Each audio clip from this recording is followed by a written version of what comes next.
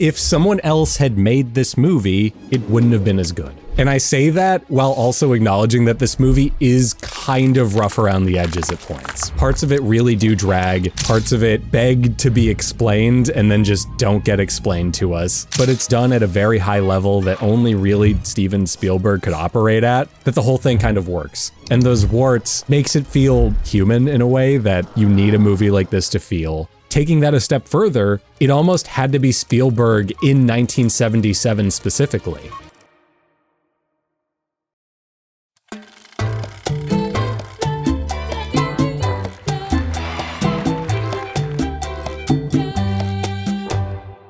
Hey, and welcome to Glaring Admissions, a show dedicated to watching and discussing the iconic, seminal movies that we've missed before. I'm your host, Nick. I'm joined by my co-host, Raekwon. And today we're talking about 1977's Close Encounters of the Third Kind, a movie about aliens coming to Earth and taking our stuff, and then some other stuff happens. Honestly, that's the best I could do as far as summing this movie up, because it's kind of all over the place. This was Raekwon and I's first time watching the movie. Asterisk, it was actually my second time because I'd seen it 1 or 2 years earlier as an early candidate for this show. But we're here today. We're talking about it. We thought it would be a really good time simply because Disclosure Day is right around the corner and it happens to be about aliens and a conspiracy and all of these things that are coincidentally featured in this movie. Before we continue though, if you want to support the show, you could do so by leaving a comment on the video, or you could do that by answering the question of the day, which is, what is your favorite Spielberg movie and why? Yep. And if you want to take things a step further, you could also share a glaring admission of your own in the comments. That's a movie that you know is iconic and or really good, but haven't seen for one reason or another. So Raekwon, Close Encounters of the Third Kind. I have so much to say about this movie. I'm really psyched to talk to you about it. I think we should just kind of shoot our shot and say the thing that's been on my mind ever since I saw it. This is kind of peak ? Not to turn into Rocky from Project Hail Mary, not to be like, this is peak ? But no, I genuinely think it is. The thing I kept coming back to after watching this movie twice was, is this peak Spielberg? As in, does this have everything we kind of want from Steven Spielberg on display, for better or for worse at the same time? And I feel like resoundingly the answer is, yeah, kind of. Yeah, it's funny that you worded it that way, because one thing that I felt after watching it a few times myself was that this movie has everything that you would want from a sci-fi flick. What can you say is missing from this? There's humor, there's some really good suspense, some great sound. I know one thing that this movie was sorely lacking. I don't think I wanted it, but it was answers. Yeah. The one thing that I knew I would have to cut to at some point in the video version of this is that Simpsons episode when it ends and Homer's like, Marge, I'm confused. Is this a happy ending or a sad ending? It's an ending. That's enough. Which that really does sum up my experience watching Close Encounters of the Third Kind. I don't think I had anything answered by what I just saw. I kind of love that I didn't. It felt maybe not Lynchian, but it felt like along the same wavelength of what David Lynch does, where he's like, the lack of an answer is the point. I don't know. I don't really have much I can say about this movie without just fully diving into it. So you know what? Let's just cut the preamble. Okay. It's Close Encounters of the Third Kind. It's one of the most iconic films of all time. It's this big, kind of messy, sprawling movie that I sit down and I watch and I kind of walk away going, wow. Wow. That was an accident. I didn't mean to do that. Yeah. But it really is that. Wow. Raekwon, in a single word, what do you have to say about this? Spooky. A single word. That's my single word. Yeah. That's kind of, I like that. Yeah. Spooky. Sure. It's a great movie. Can I defend my use of the word spooky? Because if you want to. Yeah, I feel like I need to defend myself. This isn't a scary movie. It's not a horror flick. Well, parts of it are. That's the reason why I gave it the spooky definition or whatever, because parts of it really nail the suspense for me. And that whole fear of the unknown that all of the residents of the town and I guess across the world are feeling, they really nail it with things like the sound or just how scary that beams of light or orbs of light look in the sky. One thing that we joked about through text is that Spielberg, man, he really knows how to make a movie, dude. He really knows how to make you feel something. Right. Just imagine T'Challa like lifting his hand and being like, get this man a studio deal, which is a joke.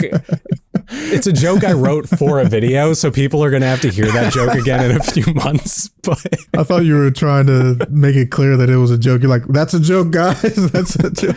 No, but yeah, it really is. You know, we often say on this show, this is a very movie. And Close Encounters, dare I say, hot take incoming, feels like a movie. Especially in that first act when we don't fully know what's happening yet. There was the moment when Barry gets taken by the aliens. And if you took that scene out of context and you told me it's from like a horror movie about like a haunted house and ghosts are going to kidnap this kid and take him into the afterlife or something, I would completely believe you.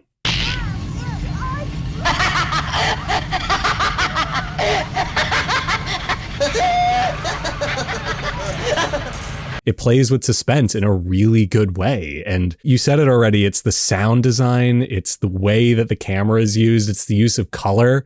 During that scene, I wrote a note that went something to the effect of, oh, this is the moment that 80s lighting was invented. It's that strong bisexual lighting of like this neon orange just like peeling through the walls and stuff, you know? I'm going to add something about that scene. The actress who plays Jillian didn't know what was going to happen in the kitchen. So all those screams of terror that she was, doing, that was real because she said she was really afraid of the knives because the knives were flying off the wall. The stove was rocking back and forth and all that. Yeah, I believe it. That attention to detail, that ability to get performances out of people. This is kind of Spielberg at the peak of his powers, maybe, where this is the full effect. This is the full skill set of Steven Spielberg being realized in full time. You have some of that suspense storytelling that we saw in Jaws in there already. We also have like the strong humanist side that the director is known for. There's this huge sense of wonder. And then the subject matter being aliens, which is this thing that Spielberg has returned to over and over again over his however many 50, 60 years as a filmmaker. Close Encounters of the Third Kind, E.T., another iconic Spielberg that I haven't seen that I'm sure we'll watch at some point. I consider artificial intelligence, AI, along the lines of this, simply because it is such an alien version of that technology, and it is like this futuristic thing. And then by the end of the movie, the AI kind of evolves into aliens as far as I'm concerned, so I count that. War of the Worlds with Tommy Cruise, Indiana Jones and the Crystal Skull, and now with Disclosure Day. 50 years later, he is basically returning to the idea that is at the root of this movie. What if they're aliens? What if they're doing something to people seemingly? And what if there's a conspiracy? One thing that I enjoyed about this movie, I mean, we're going to talk about it a little bit more, I guess, but I fully expected this movie to be about how aliens are trying to abduct us and probe us and kill us, and they're here to take over. Truly the mark of a sexually repressed society, by the way. Yeah, oh man, those aliens, they're going to put stuff up our butts. Okay. Yeah. I feel like you're telling on yourself more than you're telling on the aliens right now, but go off. I never thought about it that way. That is a sign of a sexually repressed society, because why is it immediately about probing? Yeah. And there's something to that, because a lot of those UFO sightings where people claim that they were getting probed and stuff, it happened in like the deep south. So these are probably deeply religious, assumably deeply religious people, Okay. Probably not. I didn't say much. that. I did. That's Raekwon. I'm saying it. I'm saying it. Send the hate mail to his P.O. box. I didn't fucking touch that with a 10-inch pole. Speaking of 10-inch poles, probing. Just vine boom the word probing in Comic Sans. To pivot away from the probing and into... Well, no, I have one more. Okay. I have one more bit we can do about probing. I just want to know what the casting call for Roy in this movie, the main character, was. There were a lot of iconic actors that were going to be brought in to play Roy for what it's worth, like Jack Nicholson, Steve McQueen. Basically every actor that was considered for John Rambo in our last episode was also considered for Roy. I just got to know, was Spielberg like sitting in the casting chair at one point, like legs crossed, notebook in hand, and he's like, so Richard Dreyfuss, buddy, great job working with me on Jaws. You want to play Roy? I want you to play Roy. I just have one question. Probing. Yes? No? What? No? Interesting. 1 second. No probing. Okay. Well, thanks for coming in. Yeah. Thanks for your time. I like the spitting out the pen cap. I was worried I was going to crack a tooth doing that. That would have been hilarious. That would have been horrible. No, you were going to try and get us away from the subject of probing. Please let me probe your thoughts pertaining to not probing. So it does have to do with what you said about Dreyfuss and the list of actors and whatnot. Well, Spielberg was making Jaws, like actively in the shooting Jaws while working on Close Encounters. Yeah. Close Encounters was a long gestating project for him. Yeah. There's a story in Hollywood that Dreyfuss got the part because he was working on Jaws with Spielberg at the time, and he kept just talking shit on the other actors, saying things like Dustin Hoffman lacks boyhood wonder, Al Pacino has no sense of humor, and Steve McQueen's an asshole. Yeah, yeah. I mean, I think that was the thing for Steve McQueen. Like Steve McQueen's a diva or some shit like that. That feels targeted. His last name literally is Queen. Like, what the fuck? That Queen is such a diva. Dreyfuss, I didn't know your heart was that black. One day it became quickly or clearly evident to me that all of the thinking that Steven had been doing about this character was wrong, and that I was going to guide him into the light. So yeah, that happened, but it was all like playful. Of course, because he was working on Jaws with Spielberg at the time, he read the script and he's like, I really want to play this part. But Spielberg said that he had a hard time seeing him as anything except for the role that he had in Jaws. But one day he approached him because he walked into Spielberg's office and was like, hey, you need a childlike person to play the role of Roy. And Spielberg goes, oh, you got the part because you understand that. Because Roy and Barry, the kid, he says they're the same character. They both have that wonder about, what the aliens are, what they're here for. We said before that they want answers. They kind of want to be a part of something bigger than them, which is, as I said before, like that sort of is like the Spielberg thing, right? That's why he's the guy that made Jurassic Park, where the creator of the park wants to basically play God. And that's why he made Hook, which is literally a Peter Pan story. I also want to point out, Richard Dreyfuss kills in this movie. Like, he is perfectly cast.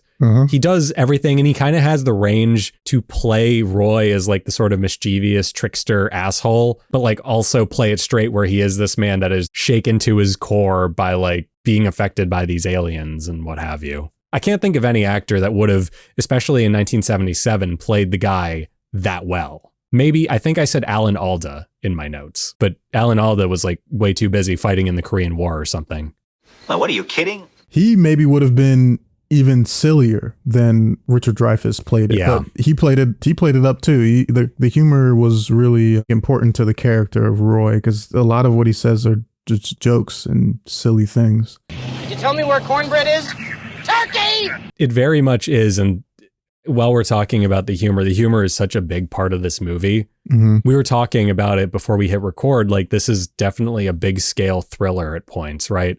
Yeah. The mystique of these aliens. What do they look like? What do they want? All of these questions. Wow. But like the humor is there to kind of offset that.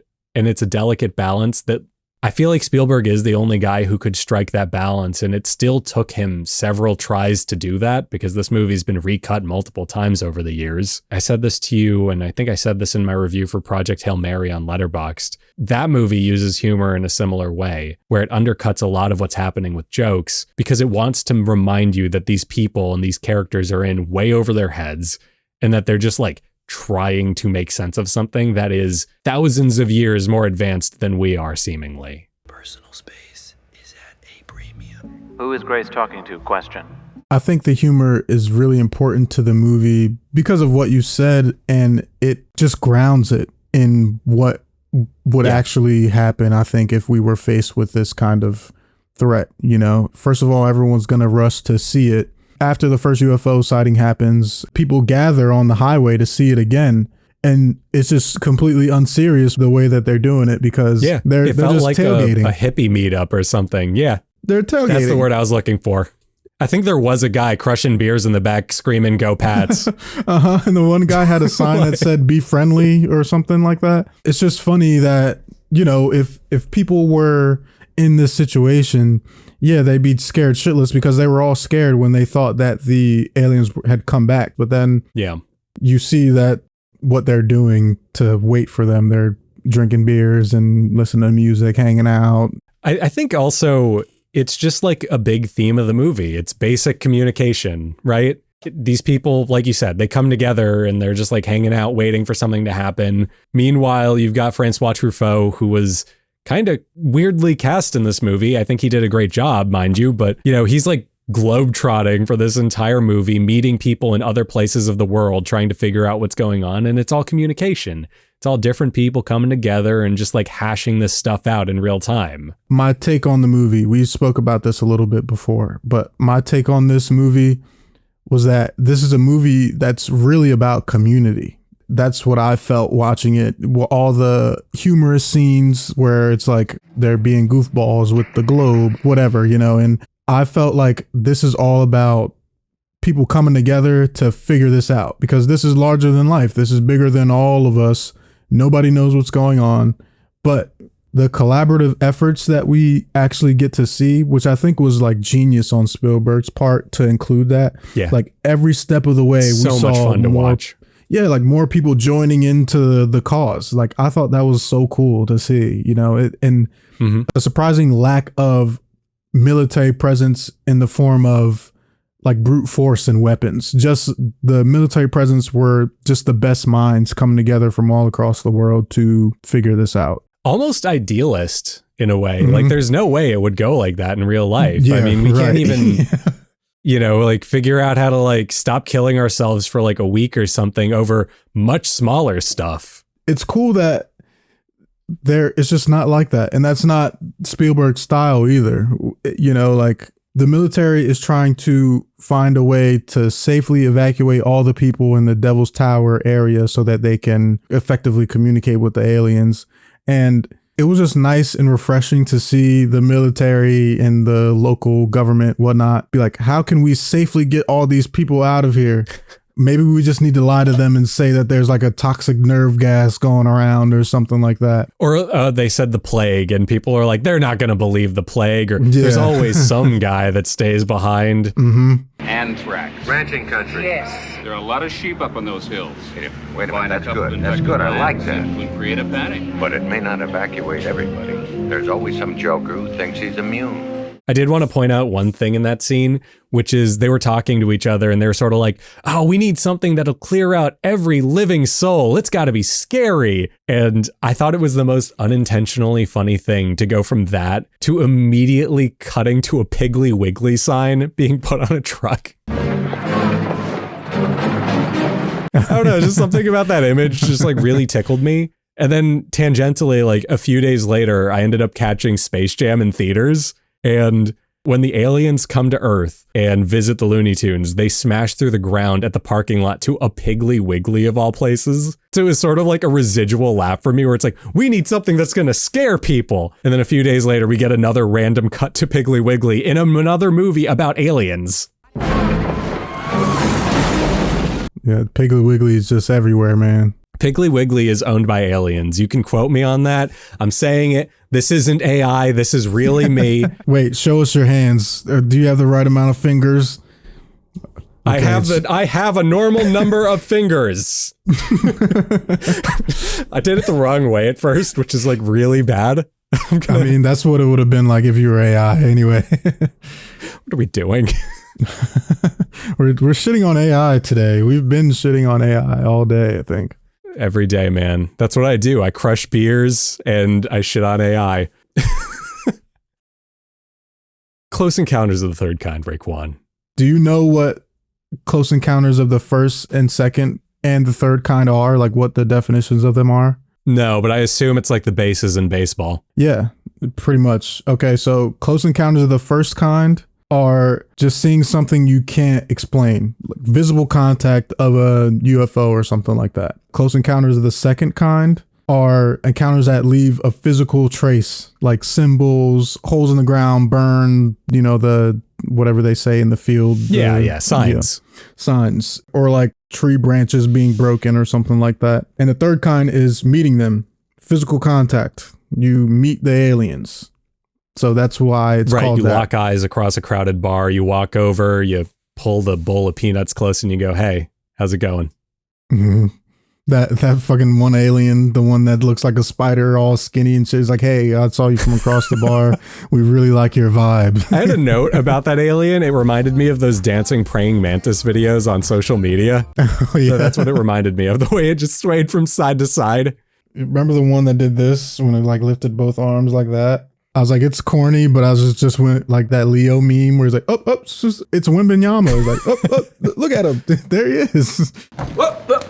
Here I come. Oh, here I come. On the note of communication, we probably have to talk about the fact that they communicate with the aliens with music. So I have a very serious way of exploring this and a very unserious way of exploring this. And I want to give you, my co-host, one of my best friends, the opportunity to like steer the ship for a second and tell me which way to go. Okay. I'm going to say the more serious way first. Okay. So I love that it came to us in the form of music. Because I don't know if you're up to date on your anthropology. I guess not up to date because we're talking about stuff from like thousands of years ago. But one of the first forms of communication that predates language was music. So it's very fitting for this movie to use that and to tap into that and then to be like, this is how we're going to talk to aliens. I don't know if that's intentional. I just love the fact that it's like a thing to begin with. I asked you to do the more serious one because I do have a serious note about that. Spielberg was very, very intentional about it being about music, that we communicate to them through light and sound, right? And he was very adamant about it not really seeming like a melody and more like a tone, a dial tone, or like when you ring a doorbell, like ding dong, like something just very simple. Yeah. And the composer or the music, I'll just say composer. John Williams. He was working on it and he's like, I really want it to be 7 tones, 7, 8, or 9 notes, because that would be really easy. It'd be better for me to work with. And Spielberg was like, no, it has to be 5. And then they landed on the 5, the notes that we got. I think John Williams even subconsciously probably held on to it a little bit, simply because a year later we get, the Richard Donner Superman movie with Christopher Reeve. And this is my little conspiracy theory. I think a little bit of those tones in Close Encounters stuck with him, because if you listen to some of the music in The Fortress of Solitude in that movie, it plays similar arrangements of notes.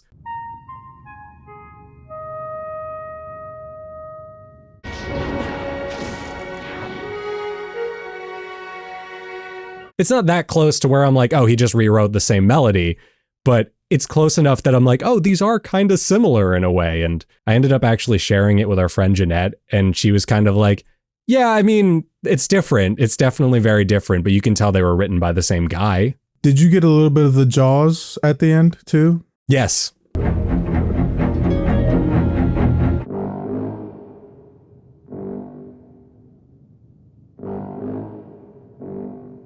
Yes, there is a bit of the Jaws theme in there too. Also a John Williams score. And look, John Williams does this. The theme to Superman is also just kind of the theme to Star Wars.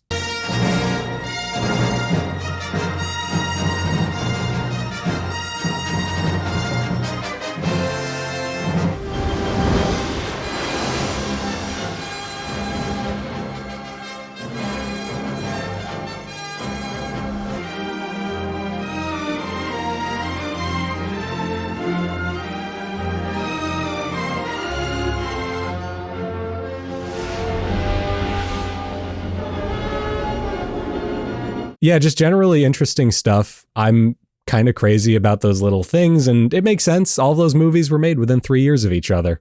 As for the unserious thing I could say about the melody, it's a beautiful melody. It's great. I actually, when I sent you the link to join this call to record it, I actually just titled the email the tone that the Indians were singing.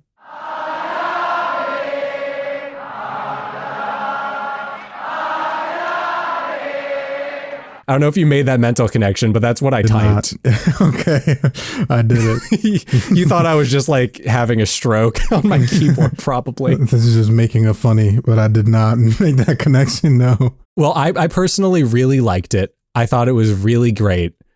But I personally also couldn't help but be like, what would be the best song to play to aliens instead of that melody? And I ended up landing on Thong Song by Cisco. Okay, why, pray tell? Something about it just struck me as really funny. And then like, I imagined 250,000 people in the Indian desert being like, she had dumps like a truck. And then the ship comes down and the door opens and the praying mantis is like fucking twerking to Thong Song. All of them in unison. That's so funny because they ask them, where did you hear this music? They point up and there's just like a giant hologram of Cisco doing Thong Song. They just point to a giant hologram in the sky of just a big ass. Where did you hear this from? The other one that I thought of was Francois Truffaut at one point. Everyone's like looking at the globe and he's like, écoutez, écoutez. And at that point, the other song I thought would be a really funny alternate is Just a Friend by Biz Markie. Because I just liked the image of Francois Truffaut crouched over a keyboard. Écoutez!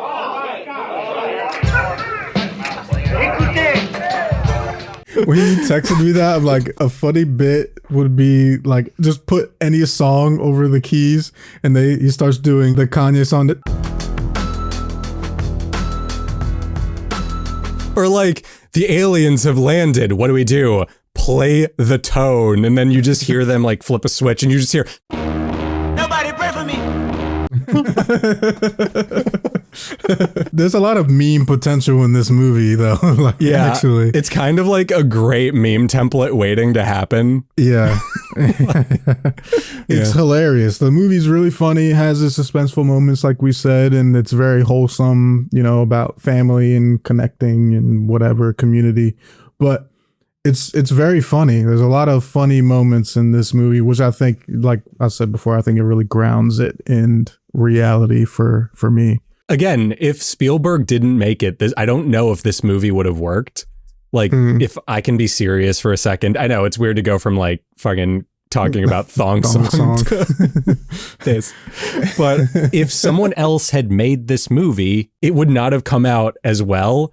And I say that while also acknowledging that this movie is kind of rough around the edges at points. Parts of it really do drag. Parts of it beg to be explained and then just don't get explained to us. But it's done so intentionally, and it's done at a very high level that only really Steven Spielberg could operate at, that the whole thing kind of works. And those warts actually become like endearing details about the film. It makes it feel surprisingly human in a way that you need a movie like this to feel. I guess what I'm trying to say is, if somebody else made this movie and they produced a clean 2-hour film that was polished and had a clear beginning, middle, and an end, it wouldn't have been as good. It probably would have felt a little bit boring if someone else made it, you know, good 2-hour sci-fi flick. Boring, pretentious, inauthentic, which is in itself, that's a bit that Family Guys did where they're like, this is a 70s sci-fi movie, and it's like the least subtle thing ever. We've gone far enough. I think we're safe from the corporation here. Adzin, look! It can't be! No! We'll never defeat the corporation! Whereas this movie has the room to be very like populist in its message. Like, I think even a person that doesn't watch a lot of movies will kind of understand what this is about, even if they just feel it more than they understand it, which I think is the goal here. But like, yeah, it had to be Spielberg. And I think I said it to you yesterday, taking that a step further, it almost had to be Spielberg in 1977 specifically. If you go with a younger Steven Spielberg, you get a movie like Firelight, his first feature film he made while he was in high school, that is actually the basis for Close Encounters. Not experienced enough, isn't adept enough, he just doesn't have the moxie to do it yet. But if you wait another 10 years, or you wait another 5 years even, you end up with what I assume is E.T., which is like a much more saccharine movie. It's a much softer movie. Culturally, the 80s, a movie like Close Encounters probably wouldn't have done well in theaters on some level, right? Like that. The 80s is the era of the blockbuster, and Close Encounters might have been just like a bit too slow. Even for the time. Yeah, even for the time. Like I looked at a lot of reviews and people did kind of be like, oh yeah, this movie was boring. Yeah, because they were competing with Star Wars at the time, and people went to the theater. Spielberg said himself that, and the guy that was interviewing Spielberg at the time, he told a story about how his daughter warned him before seeing Close Encounters and said that if you're going into this expecting Star Wars, you will be sorely disappointed. And Spielberg joked that there's not one laser blast in this entire movie, and he thinks that people expected that going into it a little bit. It's a sci-fi epic in a different way than something. It doesn't take place in space. That's like the main thing. This isn't like a sci-fi Western. My 13-year-old tipped me off. She said, Dad, if you go to this expecting you're going to see Star Wars, you're going to be very, very disappointed. If people go and try and make comparisons, the two films do not compare at all. I've always said from the outset when I saw that Star Wars could mislead a lot of people into thinking that anything having to do with the stars was going to be a shoot 'em up in outer space.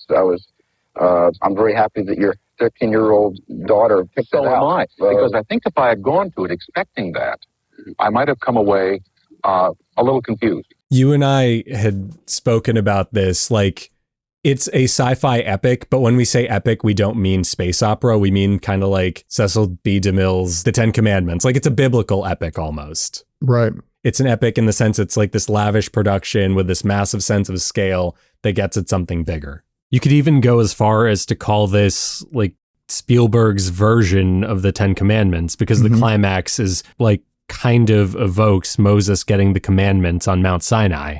And I mean, I think it succeeds as a movie, don't get me wrong, but yeah, it definitely has a few warts. You talked about expecting action in here. I'd be remiss not to share, but Bill Burr did a bit about Close Encounters and how he fucking hates it. Did he? Yeah, he was talking about how he saw it when he was like a kid or something and how he was expecting something else. And the movie ended up being this guy just playing Simon with aliens. That's funny. Solid bit. Yeah, for sure. I think it's great. And look, those flaws, I find them endearing. I think it actually makes it Spielberg's most human movie.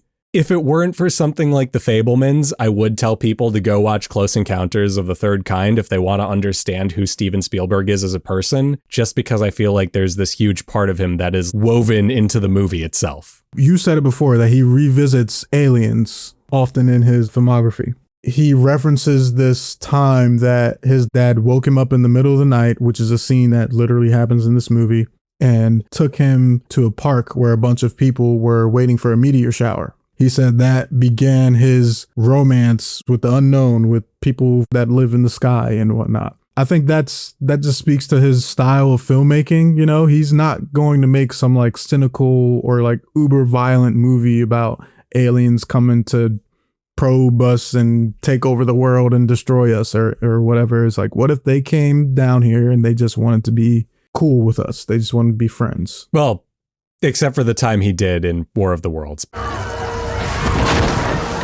Yeah, except for then. Right. But yeah. But, no, I think you're totally onto something there, man. Like you talk about that meteor shower story. It's also worth noting that at the beginning of this movie, we get a scene where Roy is like playing with a train set next to his kids and he smashes two of the trains together. And that is another thing that we see echoed in The Fabelmans. It's sort of a part of what Spielberg might consider his first film, which is playing with train sets and smashing them together on camera. Likewise, we know that Spielberg is a child of divorce. We know that he had a lot of like resentment toward his father for a long time because of the divorce. And sure enough, that finds its way into this movie too. Yep. It appears in the form of Roy just straight up abandoning his family. And to see this movie and to know that about Spielberg, you like really feel something for the guy because, God, if that isn't a cry for help, I don't know what is. He wrote about divorce in this movie, and he had the father that's a surrogate for his own father go up in space with aliens as the explanation for why daddy is missing. Like, damn, dude. Yeah.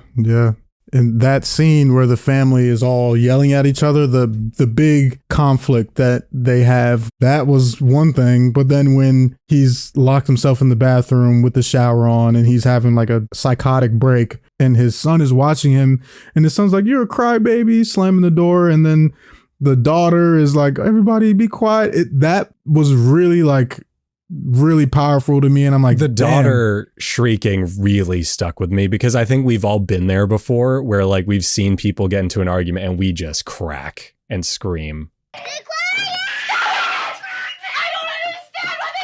The fact that this scene and the family dynamic and everything was in this movie too, it's like just adds another layer to how human this movie really was.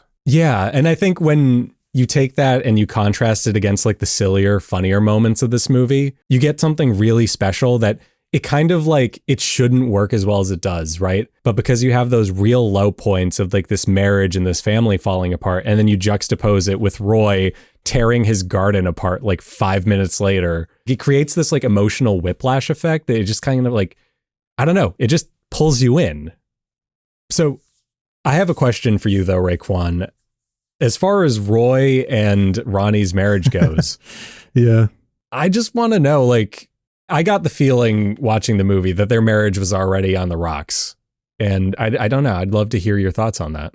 I didn't get the impression that their marriage was on the rocks, but I did kind of get the feeling that their marriage was very conservative because he's an electrician. So they don't say anything about what she does for work, but it seems like he's like the breadwinner. It sounds like she's a stay-at-home mom, maybe. They have 3 kids. So yeah, and the way that she interacts with the kids where she's like, "Roy, keep your electrician shit off of my breakfast table because it's going to cause tetanus." And I could see why you feel that way. Yeah, that maybe their marriage was on the rocks just because of the way they interact with each other. It was that first bit at the beginning that gave it away for me, but also there was a very important line, which is after he wakes them up and he takes them to where he saw the aliens. She says something to the effect of like, "I remember when we used to come out to places like this to look at each other." I remember when we used to come to places like this just to look at each other.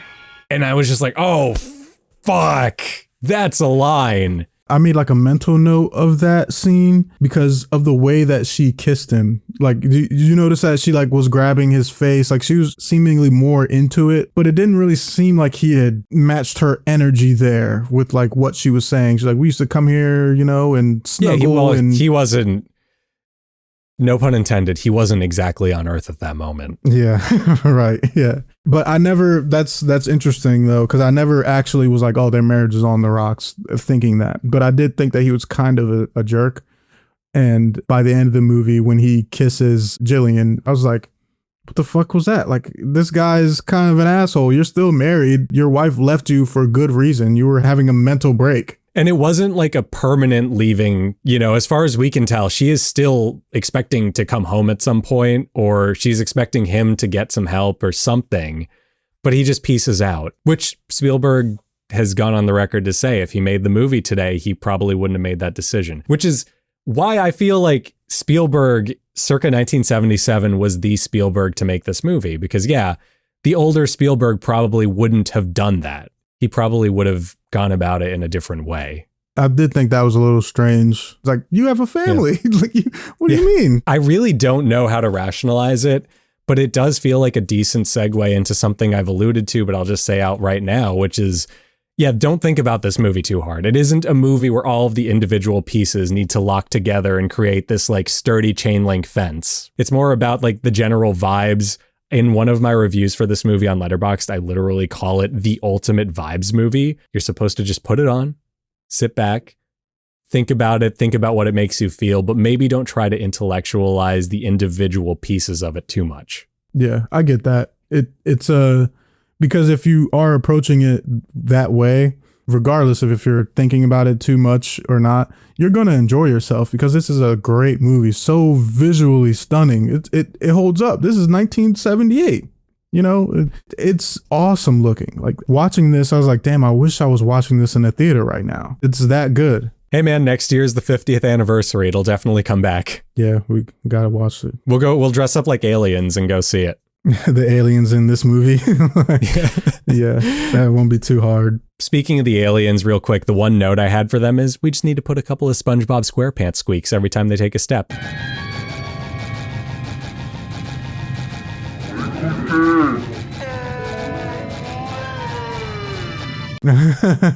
Do you want to know something about those aliens? I do. Go for it. And then I'll get back to what I was saying about dressing like aliens. Okay, you say your thing because it has to do with the aliens' costumes. I was just going to say that the little lore drop for me is my old gamer tag on video games was lanky alien in college because I was like a skinny guy and I really liked the X-Files. And I have a picture, which I'll fade up on the video version right now, of me as the lanky alien matching a drawing of an alien eating a piece of pizza. So I remember that. That was my little trivia. It's a very, this is Nick circa 2016 image. Speaking of the aliens and how they're dressed, they apparently went through a lot of different versions of the aliens. Like they wanted to do a monkey, a chimpanzee in a alien, like a spandex alien suit. He wanted to do the Emperor Palpatine look in Empire Strikes Back. Yeah, he's like, they can move like I don't know if you knew Simeon. that. In the original version of Empire, before George Lucas redid it, he actually just had the Emperor get played by like, I think it's like a woman in a rubber mask with chimpanzee eyes superimposed on it. What? No, I didn't know that. This is before Ian McDiarmid was brought into play Palpatine. And then on the special edition, they just were like, fuck it, just put him on a green screen and reshoot the scene for the love of God. Right. So he wanted him to be a monkey so that it could move like a monkey, the aliens, so they could be like sort of human-like, right? And then they wanted to be puppets, but it's 1978, so there's no editing out the wires, and they couldn't light it in a way that wouldn't show the wires, so they got rid of that idea. And then what they ended up landing on was they got 60 or 70 little girls in alien suits, and the choreographer basically treated it like a dance class, telling them how to move in unison and stuff. He's like, yeah, girls move more like lighter on their feet. I know there was a lot of experimentation with it too, where they wanted to undercrank the footage, but they apparently had to like cut all of that stuff simply because like you couldn't get the normal human movement from the humans in the frame. Yeah. It was so interesting hearing about stuff like that because they tried that, and to try to make that work, they also hired the other people in the scene. They were mimes that were going to move in slow-mo to then when they got sped up that it would look like normal human speed, but then they're like, it didn't. But you can't do work. it. That's not how muscles work. Yeah, exactly. It just didn't look right. That's like a very film school thing to do for what it's worth. Like when I was studying in college, we made a short, Mike and I, where I had to hit him with my car. And I don't know if you know this about me, but I don't want to hit my childhood best friend with my car. Didn't then, Right. Don't want to now. So what we did instead was we actually did the shot in reverse, where he started sprawled on the hood of my car. And then I just threw the car in reverse. And as soon as I backed away from him, he had to fly up and walk backwards. Right. And just like in Close Encounters, like, yeah, it doesn't look right, man. Doesn't look good. It does not. You can cut to it for like half of a second because the human eye just won't be able to tell what's going on in that time. But you know, Mike, being the champ that he is, he just took it to the chest from my car at like 30 miles. No, I'm kidding.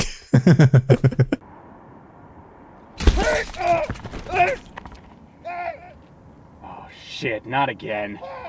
You guys put a mattress behind him. Yeah, just put a single mattress.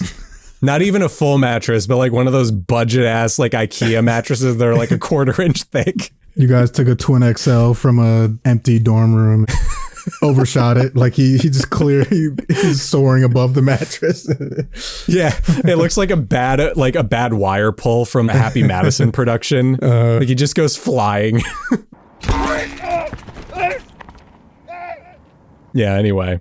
On the note of the cinematography, because we started to talk about that a little bit, Devil's Tower. Loved that.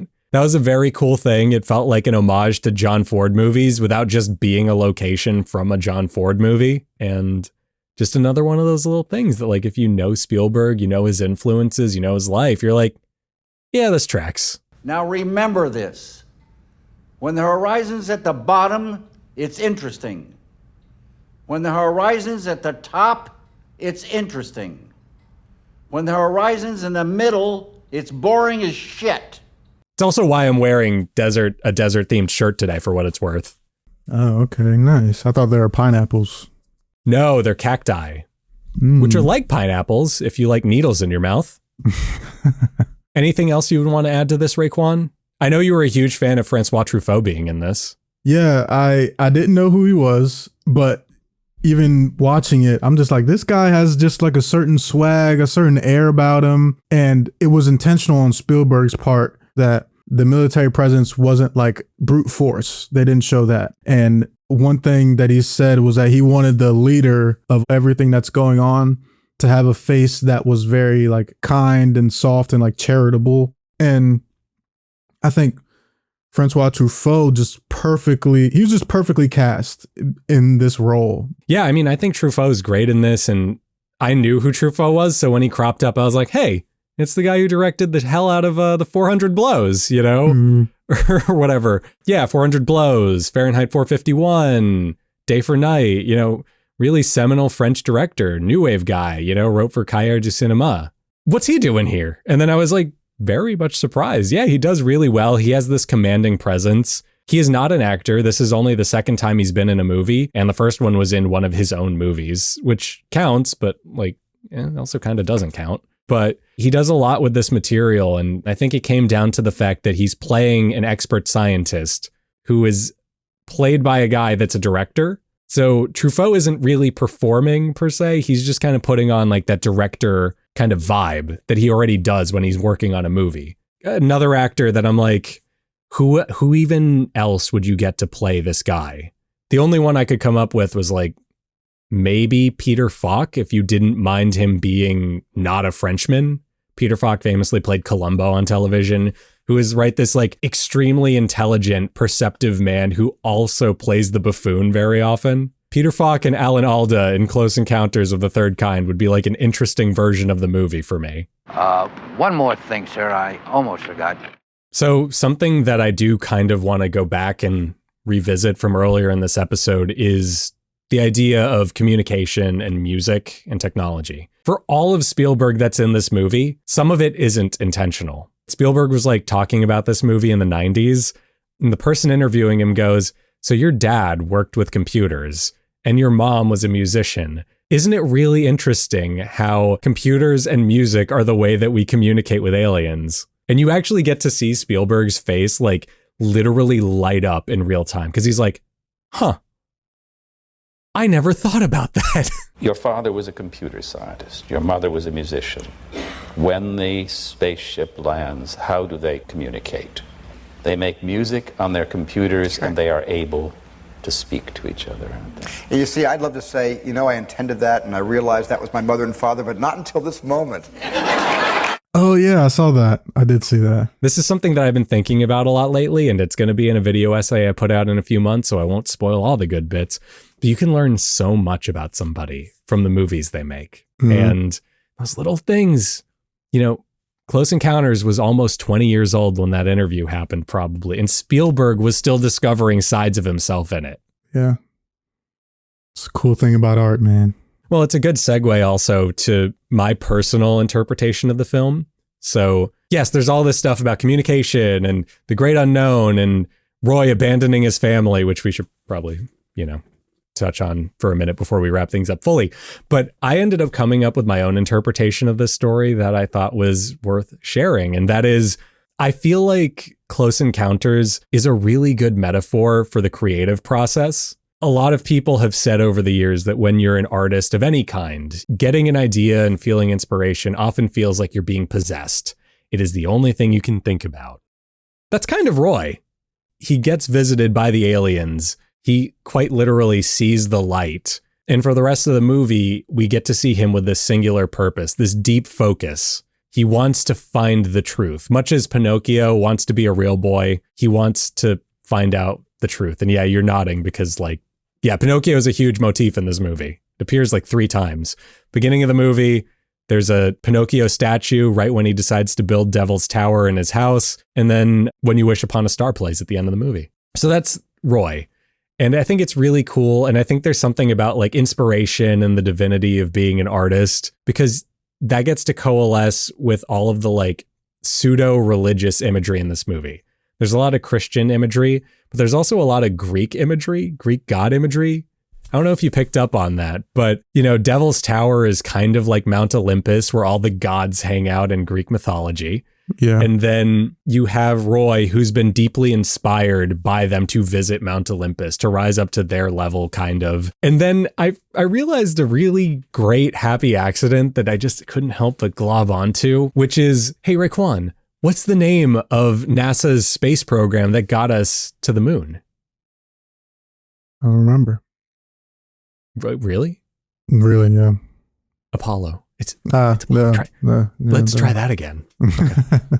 Raekwon, what's the name of the NASA space program that got us to the moon? Apollo. Apollo? Really? Isn't that also the name of the Greek god for music and poetry?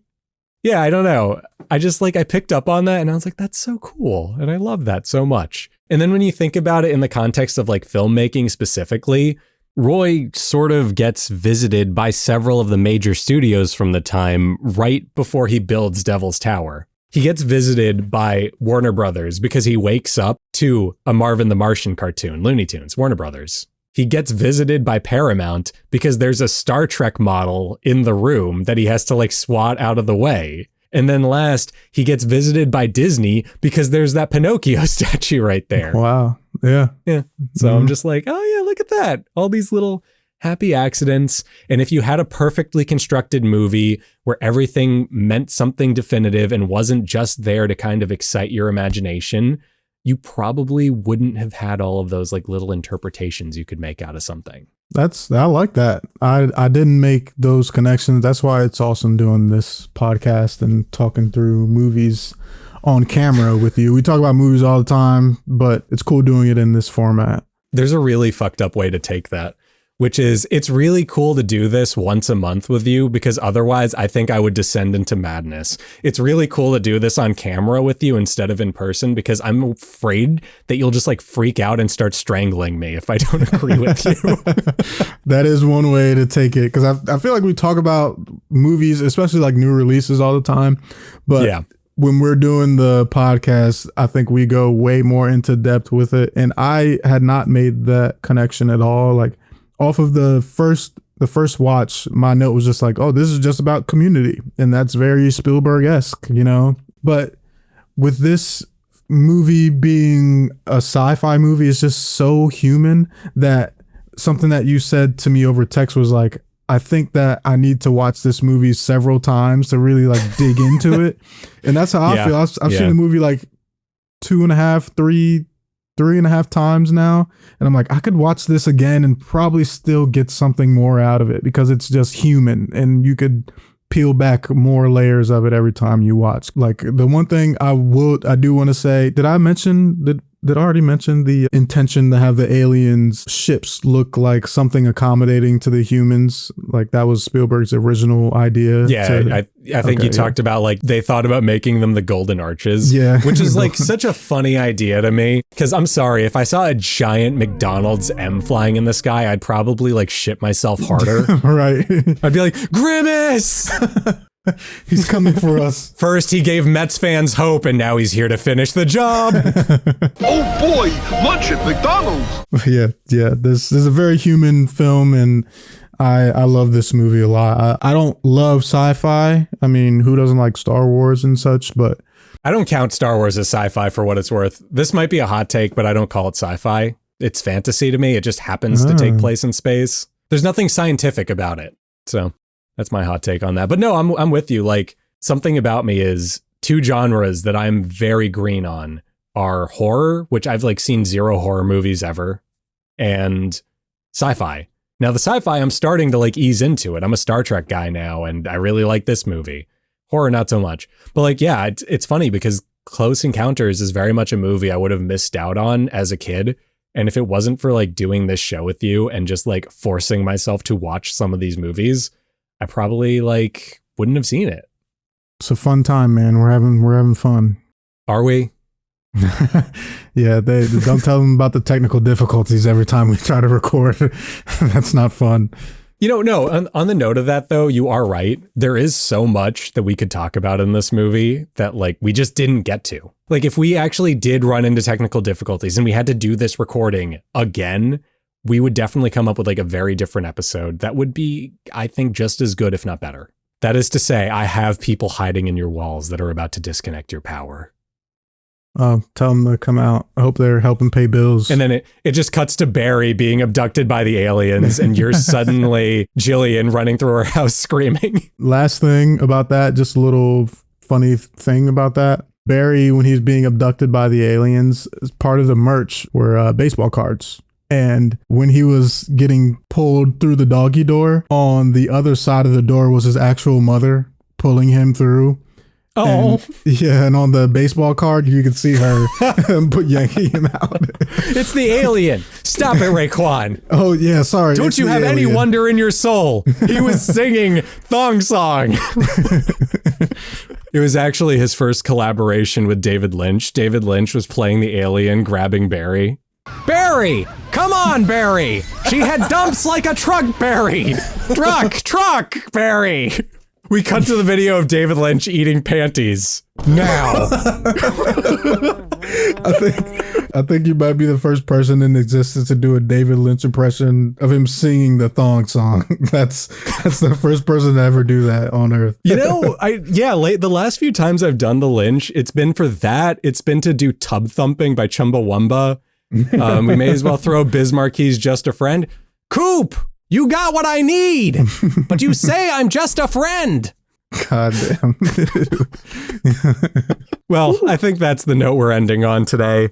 Or as Cisco would say, that's the note we're ending on today. How did Cisco become such a pillar of this episode? You know what it is? A few weeks ago, I was watching Instagram Reels instead of sleeping, as I'm wont to do.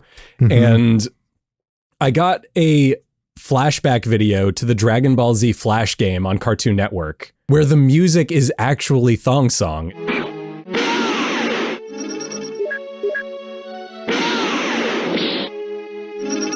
And all of the comments were people talking about Thong Song, and Thong Song may or may not have since become like one of my most played songs on Spotify because it just has like that earworminess to it. Yeah, I got you.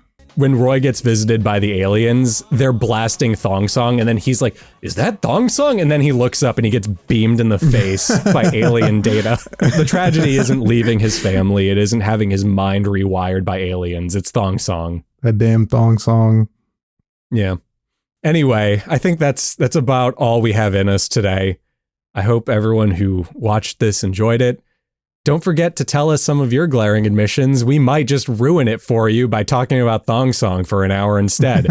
And that's all I've got in me. So I hope you enjoyed the show. We'll catch you in a month. We're going to be talking about Memento on the next episode. Woo. Yeah.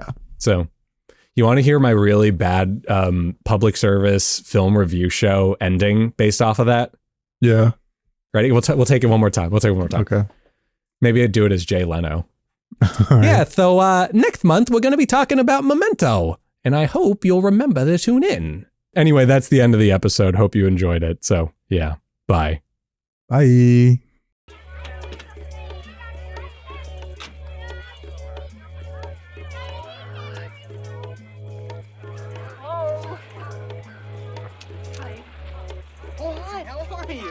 You came here too, huh? Yeah, Jillian Geiler.